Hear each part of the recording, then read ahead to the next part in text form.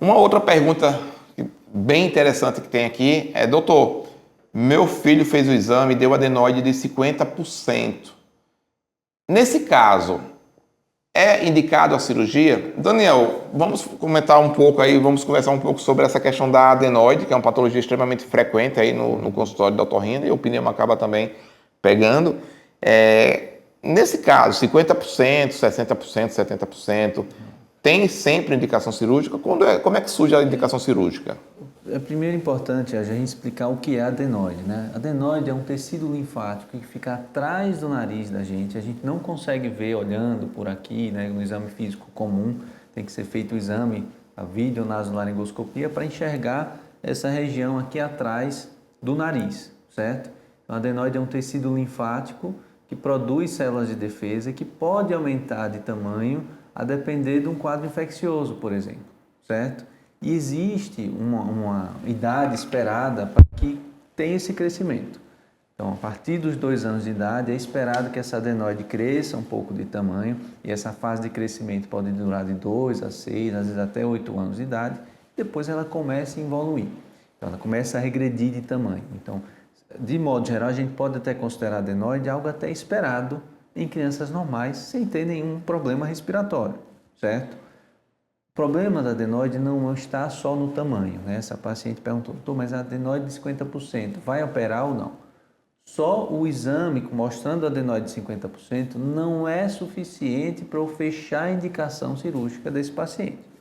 Por quê? Se for adenoide de 50%, que a criança dorme de boca fechada, não baba no travesseiro, tem um sono tranquilo, não range os dentes, não ronca à noite, não tem sinusite de repetição, não tem otite de repetição, não é aquela criança que só anda encatarrada.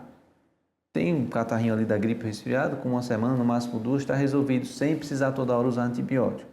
Eu vou operar essa criança e vou melhorar o quê? Não faz sentido, né?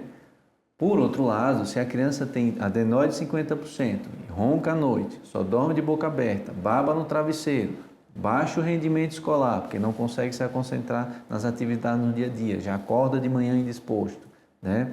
Se ela tem sinusite de repetição ou otite de repetição, é um paciente que se torna candidato à cirurgia mesmo com adenoide de 50%, certo? Então, inclusive, tem casos até que tem adenoide menor do que isso, de 30% a 40%, com indicação cirúrgica.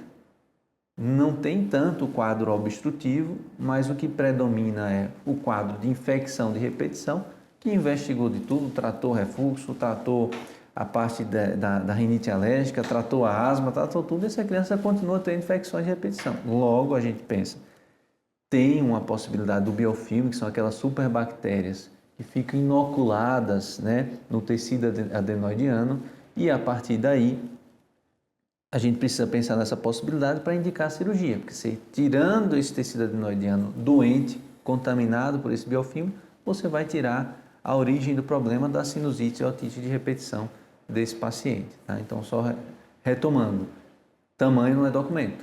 Você pode ter uma adenoide pequena problemática, uma adenoidite crônica de repetição causando todos esses problemas, e você pode ter uma adenoide de 50%, 60%, 70% num paciente oligossintomático, paciente praticamente sem sintoma algum, que não tem indicação cirúrgica.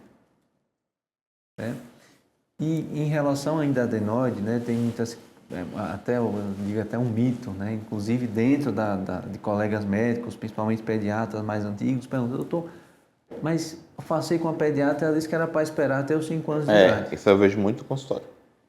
Mas, rapaz, eu fico, às vezes, até angustiado, porque se a criança está roncando, né, muitas vezes com a apneia presenciada, de estar sufocando, a corda sufocada, a qualidade de vida da criança horrível, da família também, porque ninguém dorme com criança roncando de noite, se sufocando, né, encatarrada, toda hora aquela confusão, usando antibiótico. Né, é péssima a situação. A criança tem 2 anos de idade nessa condição. Você vai esperar dos 2 aos 5 anos de idade, passar 3 anos de vida sofrendo desse jeito, para esperar para poder indicar cirurgia? Não. Hoje em dia, com as técnicas atuais que a gente tem, não faz sentido algum a idade ser um fator limitante para a cirurgia, certo? Ah, doutor, mas Se eu faço a cirurgia com a criança muito pequena, pode ter uma chance maior de recidiva da adenoide? Até pode. Por quê? Lembrando que tem esse período da fase de crescimento da adenoide, se você às vezes deixa um restinho da adenoide lá atrás, esse restinho pode voltar a crescer e ficar hipertrófico novamente.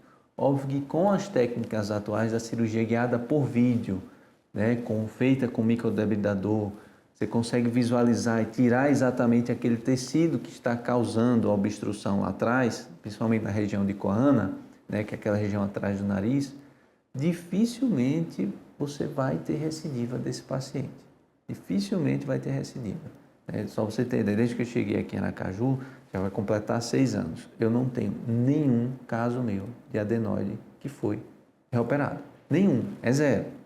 Já operei uma adenoide novamente, mas que não foi feita comigo, foi feita com outro colega.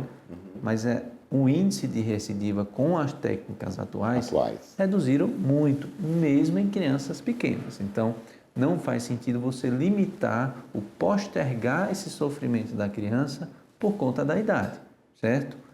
Eu acredito que muito desse conceito de esperar a criança crescer tenha relação com as técnicas anteriores, antes de ter uma técnica de anestesia geral adequada, né? Hoje em dia, como é feita a cirurgia? A criança feita sob anestesia geral, então ela fica entubada ali naquele período de 1 hora, mais ou menos, que é a duração da cirurgia, né? E a gente consegue, com a intubação, garantir a visualização adequada, eu consigo tirar o tecido completamente, eu consigo cauterizar aquele tecido sangrante, usar os materiais que fazem, os hemostatos que fazem estancar o sangramento, e a criança acorda bem, praticamente com nenhum sangramento. Antigamente não tinha técnica de anestesia geral. A anestesia geral veio para revolucionar a medicina. Sim. Né? E a doença da hipertrofia de amígdala adenoide já tem, desde que gente é gente. Né? E com a evolução, né, não se fazia cirurgia de amígdala adenoide há 300 anos atrás. Né? Mas com a evolução foi percebendo que dava para tirar essa adenoide. E esperava-se a criança um pouco maior para poder aguentar o tranco, porque a cirurgia não tinha anestesia geral. Você dava uma sedação, botava a criança com um cheirinho lá, colocava o abritor de boca, né, colocava na cadeira que a gente chama de amidalectomia. Se você digitar na internet aí você vai achar. Amarrava-se a criança na cadeira, colocava o abridor de boca, um enfermeiro segurava a cabeça, outro nas pernas e abria a boca com uma raspa lá atrás da adenoide raspando. Tirava, a criança tinha que estar minimamente acordada para ter o reflexo de proteção para cuspir aquele resto de adenoide com o resto de sangue. Ficava sangrando uns 5, 6 minutos, que é o tempo da coagulação, e acabava o procedimento. Isso mais ou menos uns quantos anos atrás? Uns 30, né? Mais. Acho que uns 50 anos atrás, aproximadamente, fazia dessa forma. Não está tão longe assim. Não está tão longe. E por que os pediatras acham que tem que esperar até 5 anos? E faz sentido antigamente com essa técnica. Sim. Se você opera uma criança nessa técnica muito pequena, ela não consegue resistir à cirurgia, porque vai broncoaspirar, vai obstruir, não vai ter o reflexo de proteção adequada e a cirurgia não se compensa. Sim. Antigamente. Hoje em dia, com toda a tranquilidade que a gente tem de conseguir fazer visualizando tudo que está sendo feito, cauterizando onde está sangrando, usando os materiais que fazem parar de sangrar, que são os hemostáticos, a segurança da cirurgia aumentou muito, a qualidade técnica melhorou muito, a chance de recidiva praticamente muito baixa, praticamente próxima a zero, né, quando feita por uma equipe experiente. Perfeito. E lembrando, puxando aqui o tema adenoide e asma, né? Lembrando que a criança que tem adenoide hipertrofiada e sintomática, né, que vive com esses sintomas que o Daniel falou, com rinocinusite de repetição, infecções de repetição, hipersecretiva, a criança catarrenta, isso leva muito gotejamento, né, posterior. São crianças, se por acaso essa criança for asmática, extremamente candidatas a ter uma asma sempre descontrolada, né? É aquele lema que eu sempre menciono aqui no consultório, via aérea única. Se você tem uma via aérea superior que não está devidamente controlada e uma criança assim com adenoide hipertrofiada com sintomas, ela não está em equilíbrio aqui em cima, ela vai estar estimulando o brônquiozinho ali manter-se inflamado e desestabilizar o tratamento da asma. Então, nesse caso, é por isso que pneumo que trabalha com crianças tem que ficar ligado com essa via aérea superior, porque a gente só vai conseguir estabilizar aqui embaixo se aqui em cima tiver em harmonia, se tiver tudo tranquilo. A adenoide lá quietinha, não dando trabalho, a rinite controlada, não tendo refluxo. Então, por isso que vira e mexe eu trago esse tema aqui da adenoide, embora não seja otorrino, mas porque há uma grande relação, né, da adenoide com as patologias respiratórias inferiores na criança, principalmente a asma. Esse é mais um corte das nossas lives, são lives que eu realizo periodicamente no Instagram e aqui no canal do YouTube. Para quem não me conhece, eu sou George Amado, sou médico pneumologista, realizo atendimento presencial aqui em Aracaju e atendimento online ou videoconsulta para todas as regiões do nosso país. Se você não me acompanha, vai lá no Instagram me acompanhar, né? E me acompanha, faça parte também do canal de transmissão lá no Instagram, chamado Pulmão Blindado, um local onde a gente se reúne para discutir informações importantes sobre doenças do aparelho respiratório.